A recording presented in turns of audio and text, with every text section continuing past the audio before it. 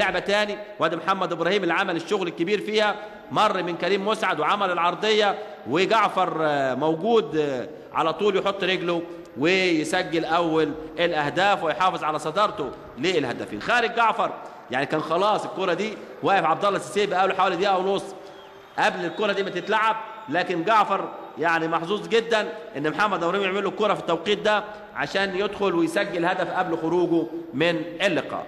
تقدم للزمالك بهدف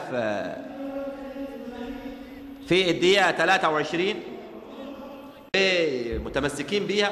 لعب المنتخب الشباب للمنتخب الاولمبي، لو ان محمد ابراهيم ما شاركش في الالعاب الاولمبيه الاخيره، ما كانش موجود مع المنتخب الاولمبي، لكن عمر جابر كان موجود. ادي الهدف مره واثنين وثلاثه، ردت الكوره على طول من خط ظهر فريق الاسماعيلي، استلم كده وسند وبص رفع كده وعلى طول وسد التسديده قويه راحت على يمين محمد صبحي وسجل الهدف الثاني.